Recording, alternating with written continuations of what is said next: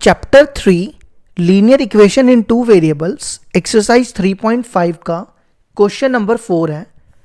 Form the pair of linear equation in the following problem and find their solutions if there exist by an algebraic method. देखो क्या कहता है, हमें क्या करना है, इस क्वेश्चन में से लीनियर इक्वेशन बनानी है और उसको अलजेब्रिकल मेथड से सॉल्व करना है। अलजेब्रिक मेथड मतलब जो आपने सब्स्टिट्यूशन मेथड किया या एलिमिनेशन किया या क्रॉस मल्टीप्लिकेशन किया, किसी भी मेथड से कर सकते हो। अब आ जाओ इसका फर्स्ट पार्ट। फर्स्ट पार्ट क्या दिया हुआ है, a part of monthly hostel charges is fixed and the remaining depend on the number of days one has taken food in the mess. When a student A takes food for 20 days she has to pay ₹1000 as hostel charges, whereas a student B who takes food for 26 days pays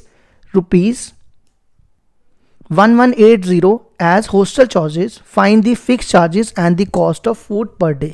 देखो question क्या कह रहा है, एक hostel है, ठीक है, वहां पे दो टाइप के चार्जेस है। एक तो फिक्स चार्ज है, एक क्या है फिक्स चार्ज, और दूसरा है वहां पे खाना खाने का चार्ज, मतलब cost of food per day, cost of food per day. ठीक है, अब आगे क्वेश्चन पढ़ते हैं। देखो यहां तक तो मैंने आपको बता दिया, ठीक है, एक तो मेस में खाना खाने के चार्जेस और एक फिक्स चार्जेस है। अब यहां से देखो, व्हेन अ स्टूडेंट ए, एक स्टूडेंट ए है,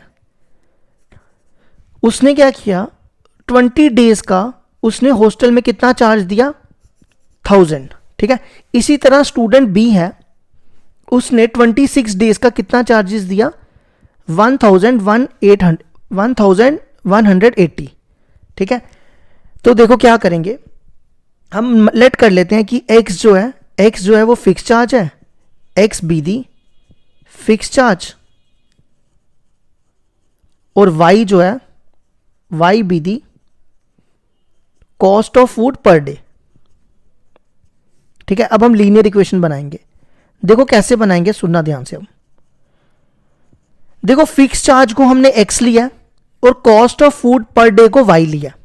ठीक है, अब इसने कितने डेज वहां पे खाना खाया, 20 days मतलब x, अगर एक हो गया x, ये तो फिक्स चार्ज है ना, और इसने पर डे के हिसाब से इसके डे कितने थे, 20, तो अगर एक डे का y है तो 20 days का कितना हो जाएगा, 20y। तो इन दोनों का सम करके वो कितना उसने चार्ज दिया, 1000 रुपीज। ठीक है, क्या किया उसने, x + 20y = 1000। एक तो उसने 20 दिन वहां पे खाना खाया, वो हो गया हमारा 20y, और एक था फिक्स चार्ज और ये मिला के उसने कितना दिया, 1000 रुपीज। तो मैंने दोनों को प्लस कर लिया। अब दूसरा केस है, दूसरे केस में फिक्स चार्ज तो सेम रहेगा, लेकिन अब यहां पे डेज कितने हो जाएंगे, 26 days, और उसने कितना पे करना है, 1180। देखो अगर एक डे का y है तो 26 days का कितना हो जाएगा, 26y। ठीक है, तो इन दोनों, ये चार्ज और ये चार्ज दोनों मिला के कितना बन रहा है, 1180, मतलब x + 26y = 1180। अब आप इसको किसी भी मेथड से सॉल्व कर सकते हो, x और y की वैल्यू निकाल सकते हो, एलिमिनेशन मेथड से भी कर सकते हो, या क्रॉस मल्टीप्लिकेशन से, या सब्स्टिट्यूशन से भी कर सकते हो। तो मैं प्रेफर करूंगा आपको एलिमिनेशन से करो। तो हम क्या करते हैं, एलिमिनेशन में सब्ट्रैक्ट करते हैं, सब्ट्रैक्ट फर्स्ट फ्रॉम सेकेंड। ठीक है, इसको इससे माइनस करो। देखो हमने बोला फर्स्ट फ्रॉम सेकेंड, तो सेकेंड वाली इक्वेशन पहले आएगी, x + 26y - x + 20y = 1180 - 1000। ठीक है, अब आप इसको इक्वेशंस को ब्रैकेट्स खोलो इसकी, -x - 20y, 1180 में से 1000 गए तो ये बनेगा 180, ये x और ये x कैंसिल, 26 में से 20 गए 6y, 6 को इसके नीचे ले आओ, ये आ जाएगा 180/6, ये कटेगा। तो इसने कॉस्ट पर डे की कितनी दी, इसने 30 रुपीज, मतलब एक दिन का खाना खाने के लिए इसको 30 रुपए पे करने पड़े। ठीक है, अब हम निकालते हैं फिक्स चार्ज। फिक्स चार्ज के लिए क्या करो, y की वैल्यू फर्स्ट में डाल दो, y इक्वल टू 30 इन 1। तो देखो ये बनेगा x प्लस 20 इंटू 30, y की जगह 30 इक्वल टू 1000। ये हो जाएगा 600 इक्वल टू 1000। 1000 को उधर ले जाओ, और 1000 को नहीं 600 को, 1000 माइनस 600, तो ये आ जाएगा 400। तो फिक्स चार्ज इसको कितना देना पड़ा हॉस्टल में रहने के लिए, 400। ठीक है, तो हम यहाँ पे कंक्लूजन एंड में लिख देना, या यहाँ लिख देते हैं। एक तो फिक्स चार्ज था ना, फिक्स चार्ज उसने कितना दिया, फिक्स चार्ज इक्वल टू वो था 400 रुपीज 400, और एक दिया उसने cost of food per day के लिए उसने कितनी कॉस्ट दी, 30 रुपीज। तो ये आ गया हमारा एग्जाम्पल 4 के फर्स्ट पार्ट का आंसर।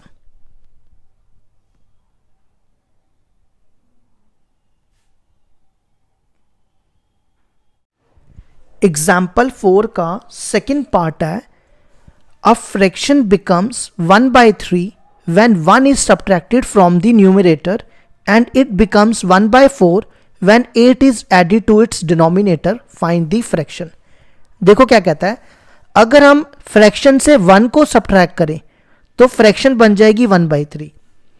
अगर हम फ्रैक्शन में 8 ऐड करें, कहाँ पे, डिनोमिनेटर में, और इसमें न्यूमिनेटर में, तो फ्रैक्शन बन जाएगी 1/4। ठीक है, तो देखो कैसे करेंगे। मान लो फ्रैक्शन जो है, let the fraction be, fraction किस फॉर्म में होती है, x अपॉन वाई की फॉर्म में। ठीक है, अब आ जाओ अकॉर्डिंग टू क्वेश्चन पे। देखो कहता है अगर आप 1 जो है वो न्यूमिनेटर से माइनस करोगे, मतलब ये होता है न्यूमिनेटर, ये होता है डिनोमिनेटर, इसमें 1 माइनस करो और नीचे सेम रखना है, नीचे के लिए नहीं उसने बोला, तो फ्रैक्शन कितनी बन जाएगी, 1/3। ठीक है, एक केस ये हो गया। दूसरा केस है, अगर आप 8 डिनोमिनेटर में ऐड करो, तो इसमें 8 ऐड करना है, देखो ऊपर सेम रखना है, इस बार डिनोमिनेटर में ऐड करना है, डिनोमिनेटर हो गया नीचे वाला, तो फ्रैक्शन कितनी बन जाएगी, 1/4। अब हमने क्या करना है, इन दोनों इक्वेशन को सॉल्व करके x और y की वैल्यू निकाल के फ्रैक्शन निकालनी है। तो देखो कैसे करेंगे, क्रॉस मल्टीप्लाई करो, ये बनेगा 3x minus 3 equal to y। y को इधर ले आओ, 3 को उधर ले जाओ, 3x minus y equal to 3, ये बन गई पहली इक्वेशन।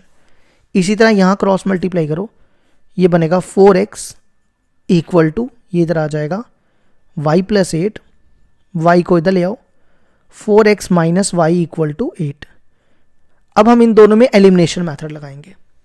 कौन सा मेथड लगाएंगे, एलिमिनेशन मेथड। तो देखो कैसे, पहले मैं ना ये वाली इक्वेशन लिख रहा हूं और दूसरे में ये, देखो इन दोनों में ना y सेम है, तो मैं डायरेक्ट इनको माइनस करूंगा, मेरा x निकल आएगा। तो यहां पे लिख लेना, सब्ट्रैक्ट कर रहे हैं हम, सब्ट्रैक्ट फर्स्ट फ्रॉम सेकेंड। तो देखो कैसे करना है, यहां पे प्लस है तो माइनस, यहां माइनस है तो प्लस, यहां प्लस है तो माइनस, ये y और ये y कैंसिल हो जाएगा, पीछे क्या बचेगा 3x, ये माइनस का साइन इसको दे देना है, और यहां पे भी 3 और ये माइनस का साइन इसको दे देना है। ये कितना बचेगा, 3x में से माइनस 4x माइनस x, 3 में से 8 गया माइनस 5, ये और ये माइनस काट दो तो x आ जाएगा 5। अब हम y निकालते हैं, x की वैल्यू फर्स्ट या सेकंड में से किसी में भी आप सब्स्टिट्यूट कर दो। तो देखो x की वैल्यू हम सेकंड में डाल देते हैं, x equal to y in second. तो सेकंड दिया हुआ है 4x, x की जगह आपको क्या लिखना है 5, minus y equal to 8, 4 5 are 20, minus y equal to 8, y को उस तरफ ले आओ, 8 को इधर, 20 माइनस 8 इक्वल टू वाई, तो 20 में से 8 के y आ गया 12। अब हमें निकालनी थी फ्रैक्शन, तो फ्रैक्शन क्या हो जाएगी हमारी, फ्रैक्शन क्या ली थी हमने, x बाय वाई ली थी ना, तो x देखो कितना है 5 और y है 12। ये हो गया हमारा एग्जाम्पल का सेकंड पार्ट भी कंप्लीट।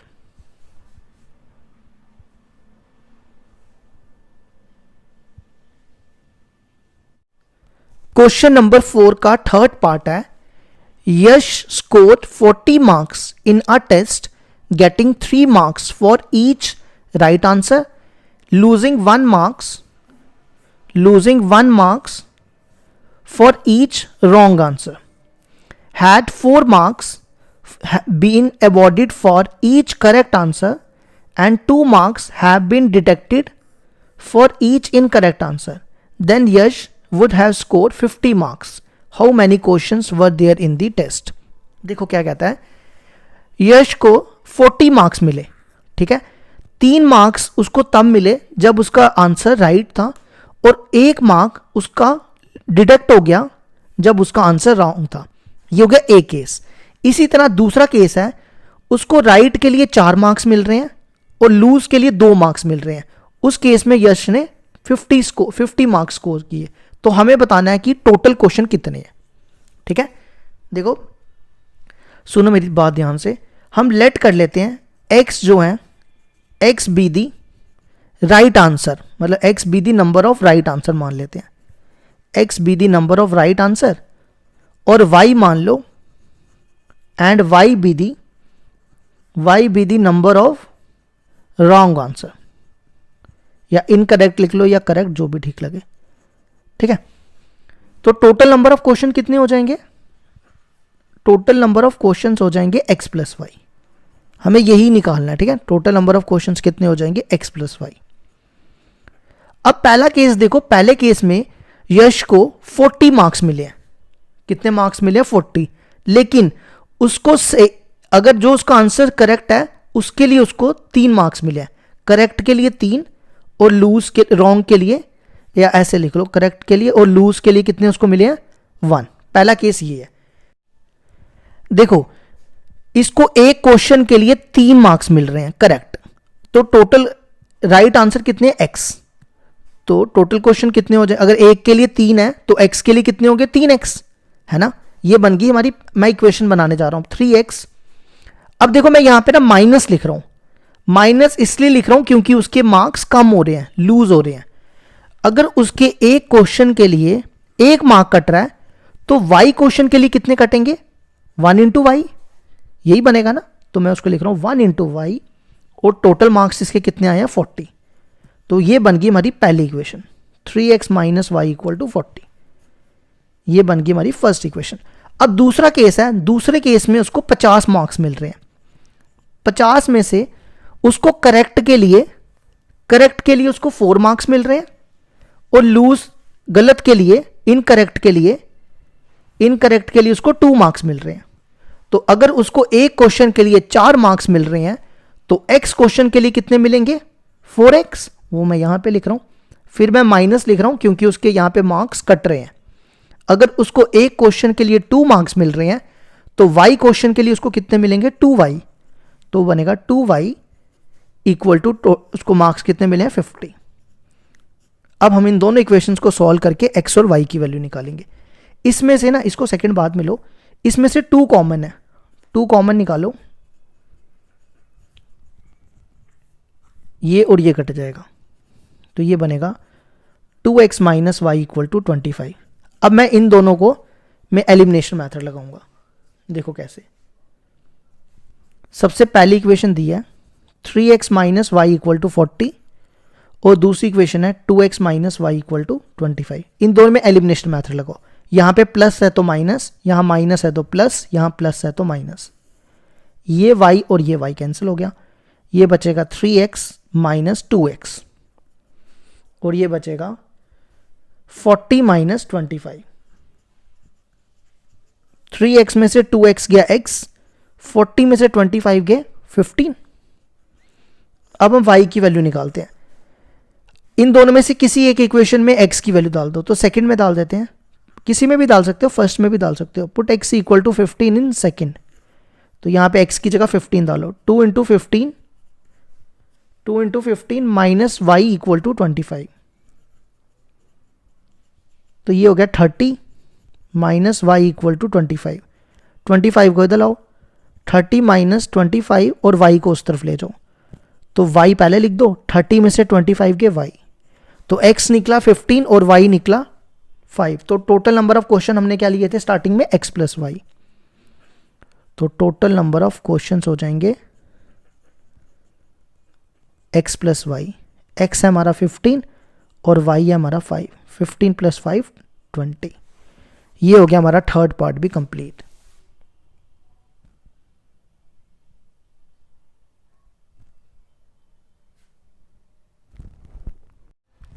एग्जाम्पल 4 का फोर्थ पार्ट है।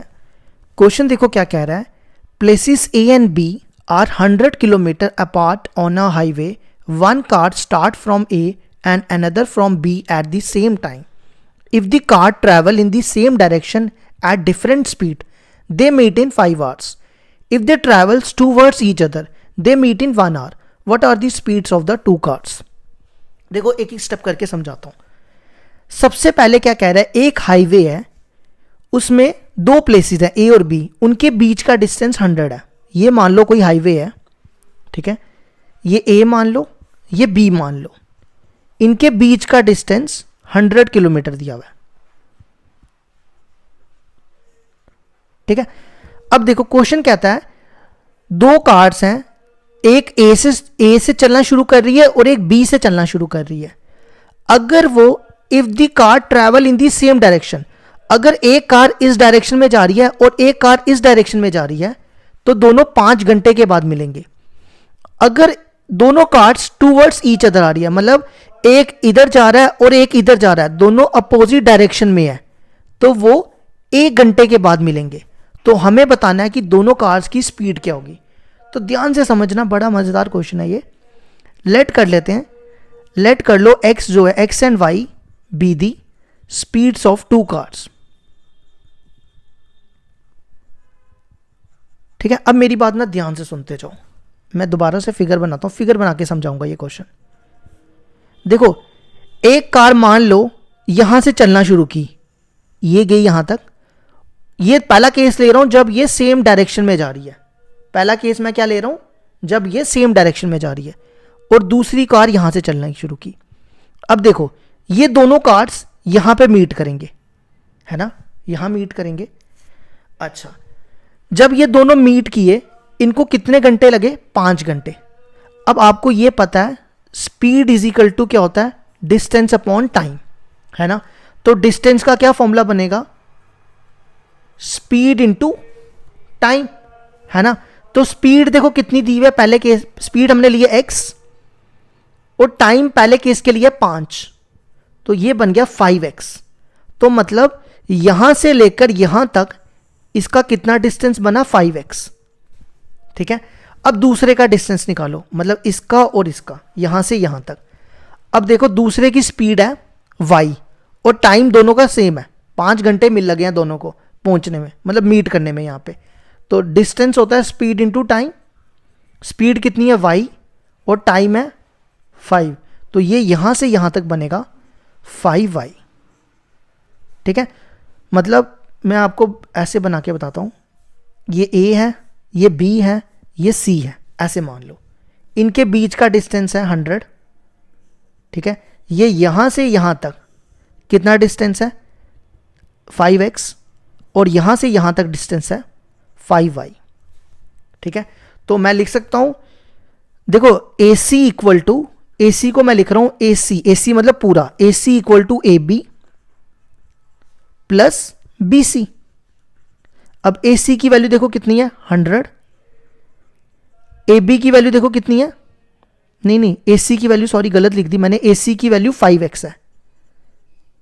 AB की वैल्यू देखो कितनी है, AB की वैल्यू है 100 और BC की वैल्यू 5y। इस 5y को इधर ले आओ, 5x minus 5y equal to 100। 5 common निकालो यहां से, ये 5 इससे काट दो, तो पहली इक्वेशन बन गई x minus y equal to 20। हमें x और y की वैल्यू निकालनी है। यहां तक आ गया समझ। अब दूसरा केस है, अगर दोनों अपोजिट डायरेक्शन में जाएंगे तो वो 1 घंटे के बाद मिलेंगे, मतलब मैं आपको फिगर से फिर से बना के सिखाता हूँ। देखो ये A है और ये B है, ये दोनों का डिस्टेंस दिया हुआ है 100, ठीक है, ये मान लो 100 है। कहता है अगर एक कार ये यहां से चलना शुरू की और ये यहां से चलना शुरू की, दोनों आपस में मीट करेंगे 1 घंटे के बाद, मतलब कि वो यहां पे मीट करेंगे, इसका नाम रख लो P, वो यहां पे मीट करेंगे 1 घंटे के बाद, ठीक है। तो मैंने अभी बताया आपको speed is equal to distance upon time, distance is equal to speed into time. Speed x है और टाइम 1 घंटे के बाद मिलेंगे, मतलब x इंटू 1x, मतलब यहां से यहां तक x हो गया डिस्टेंस, ठीक है। उसी तरह इसका निकालो, इसकी स्पीड है y और टाइम है 1, तो ये हो जाएगा y इंटू 1, मतलब ये डिस्टेंस हो गया y, y इंटू 1 y होता है ना। तो अब देखो मैं लिख सकता हूं A B is equal to A P plus P B, है ना। ए बी की वैल्यू देखो कितनी है 100, ए पी की वैल्यू x और पी बी की वैल्यू y, तो ये आ गई हमारी second equation x plus y equal to 100। ये बन गई हमारी दो इक्वेशनें। अब इन दोनों को सॉल्व करके x और y की वैल्यू निकाल लेते हैं। ये तो आपको आता ही है इतना। ये पहली इक्वेशन ले लो और ये दूसरी इक्वेशन ले लो, दोनों को कर दो माइनस कर दो, माइनस यहाँ प्लस है तो माइनस माइनस, ये x x कैंसिल, ये देखो क्या बनेगा माइनस वाई माइनस 2y, और ये बन रहा है 20 माइनस 100, 20 माइनस 100 कितना होता है 80, ये माइनस माइनस कैंसिल, तो y हो जाएगा 80 अपॉन 2, तो वो हो जाएगा 40। तो पहले वाले की स्पीड आ गई 40। अब यहां से x की वैल्यू निकाल लो, यहां कर देते हैं y की वैल्यू हम किस में डाल रहे हैं फर्स्ट में, यहां डाल रहे हैं। y की वैल्यू सेकंड में भी डाल सकते हो, कहीं भी डाल लो, या सेकंड में डाल लो, यहां डाल लो। x प्लस 40 इक्वल टू 100, 100 में से 40 के 60, तो ये आ गया 60, ठीक है। तो हम कह सकते हैं, अब हम लास्ट में कंक्लूजन दे देते हैं, स्पीड ऑफ वन कार, यहां पे थोड़ी सी जगह कम है, speed of one car equal to कितनी आई 60 किलोमीटर पर आवर, ये लिख लेना 60 किलोमीटर, ऐसा लिख लेना 60 किलोमीटर पर आवर, ठीक है। थोड़ी जगह कम है इसलिए मैं इसको थोड़ा ऐसे लिख रहा हूँ 60 किलोमीटर पर आवर, और दूसरी स्पीड ऑफ ऐसे लिख लेना स्पीड ऑफ सेकंड कार कितनी आई 40 किलोमीटर पर आवर। ये हो गया हमारा क्वेश्चन कंप्लीट।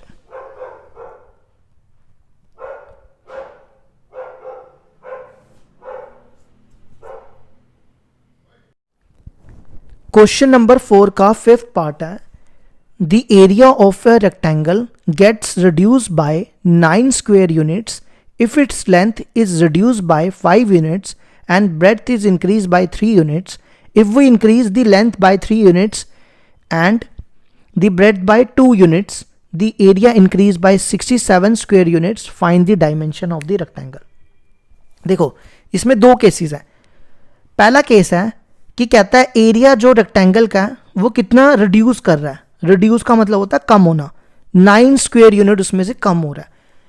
उसके लिए उसमें जो उसकी जो लेंथ है वो भी रिड्यूस हो रही है 5 यूनिट्स, और लेकिन जो इसकी ब्रेड्थ है वो इंक्रीज कर रही है 3 यूनिट्स। इसी तरह दूसरा केस है, इसकी लेंथ इंक्रीज कर रही है और ब्रेड्थ भी इंक्रीज कर रही है, लेकिन इसमें एरिया भी इंक्रीज कर रहा है। तो हमें बताना है कि दोनों की लेंथ और ब्रेड्थ क्या होगी। तो देखो कैसे करेंगे। पहले मान लो let x and y be the length and breadth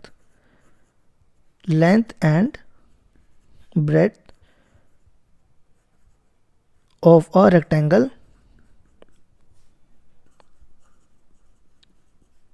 respectively, ठीक है। अब एरिया ऑफ ए रेक्टेंगल क्या होता है, एरिया ऑफ ए रेक्टेंगल होता है, एरिया ऑफ अ रेक्टेंगल वो होता है length into breadth, length x है और ब्रेड्थ है y।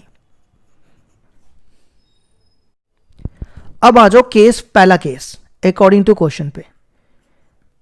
देखो क्या कहता है, एरिया जो है रेक्टेंगल का वो रिड्यूस कर रहा है 9 स्क्वायर यूनिट्स। अब देखो एरिया रेक्टेंगल का क्या दिया हुआ है, एक्स वाई, इसमें से 9 कम करने हैं, तो मैंने लिख दिया x y minus 9 equal to, अब एरिया क्या होता है, लेंथ इंटू ब्रेड्थ, है ना, लेंथ है हमारी x और ब्रेड्थ है हमारी y, यही होता है। अब ये कहता है कि जो इसकी लेंथ है वो भी रिड्यूस करिए 5 यूनिट, मतलब अगर इसकी लेंथ x है तो वो कितनी कम हो रही है, x उसमें से 5 कम करना है, x माइनस 5 इंटू, और जो इसकी ब्रेड्थ है वो इंक्रीज कर रही है 3 यूनिट्स, मतलब इसकी ब्रेड्थ बढ़ रही है y प्लस 3। ये बन गया हमारा पहला केस, ठीक है। इसी तरह दूसरा केस है, दूसरे केस में देखो क्या कह रहा है, एरिया जो है इसका इंक्रीज कर रहा है 67 स्क्वायर यूनिट्स, एरिया कितना है इसका एक्स वाई, और ये इंक्रीज कर रहा है 67, और इंक्रीज मतलब प्लस, तो x y plus 67 equal to, अब एरिया होता है लेंथ इंटू ब्रेड्थ। अब देखो दूसरे केस में लेंथ भी इंक्रीज कर रही है 3 यूनिट्स और ब्रेड्थ भी इंक्रीज कर रही है 2 यूनिट्स, तो लेंथ इंक्रीज कर रही है, इसमें हो जाएगा एक्स प्लस 3 इंटू, और ब्रेड्थ कितना इंक्रीज करिए 2 यूनिट्स, तो वो हो जाएगा y प्लस 2, ठीक है। ये बन गए हमारे पास 2 केस। अब हमें इन दोनों को सॉल्व करके x और y की वैल्यू निकालनी है। सबसे पहले इसको यहां पे सेम लिख दो, इसको मल्टीप्लाई करो, ये बनेगा x y plus 3x minus 5y, और ये बनेगा माइनस 15।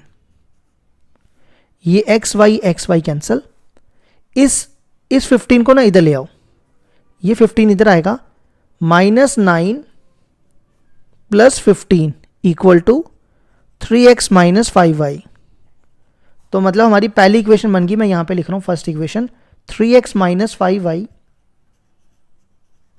इक्वल टू 15 में से 9 गए 6, ये बन गई पहली इक्वेशन, ठीक है। अब दूसरी इक्वेशन बनाओ, इसको इससे मल्टीप्लाई एक्स वाई, इसको इससे 2x, इसको इससे 3y,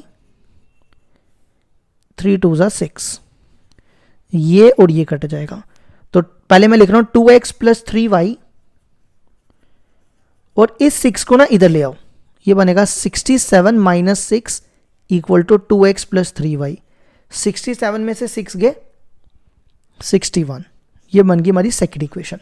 अब इन दोनों में एलिमिनेशन मेथड लगा के इसकी x और y की वैल्यू निकाल लो। देखो इसको 2 से मल्टीप्लाई कर दो, इसको 3 से मल्टीप्लाई फर्स्ट बाय 2, और सेकंड को किससे मल्टीप्लाई करना है, सेकंड को 3 से, इसको 2 से मल्टीप्लाई करो 6x माइनस 10y, और इसको भी 2 से करो 6 2 ज़ा 12, अब इसको 3 से, 3 2 ज़ा 6x, 3 3 ज़ा 9, 3 1 ज़ा 3, और 3 6 ज़ा 18, माइनस माइनस माइनस, ये बचेगा माइनस 10y माइनस 9y, और यहाँ बचेगा माइनस 171, ठीक है। तो ये बन गया minus 19y equal to minus 171, minus minus cancel, तो y आ जाएगा 171 अपॉन 19, ये 9 के टेबल से कट जाएगा, 19 9 ज़ा 171। अब हमें x निकालना है। अब आप क्या करो, x की वैल्यू उठा के y की वैल्यू फर्स्ट में डाल दो, x की निकल आएगी, या सेकंड में डाल दो, कहीं भी डाल दो, सेकंड में डाल लेते हैं। y की जगह हम लिखेंगे 9 इन सेकंड, यहां पे दिया 2x प्लस 3y, y की जगह 9 इक्वल टू 61, तो ये बन गया 27 इक्वल टू 61, 27 को उधर ले जाओ, 61 में से 27 गए, ये बचेंगे 34, तो x आ जाएगा 34 बाय 2, तो वो हो गया 17। तो लेंथ आ गई हमारी, लेंथ को हमने x लिया था, लेंथ आ गई 17 यूनिट्स, और ब्रेड्थ आ गई, ब्रेड्थ को हमने y लिया था 9 यूनिट्स। ये हो गया हमारा क्वेश्चन 4 कंप्लीट, और एक्सरसाइज भी होगी कंप्लीट।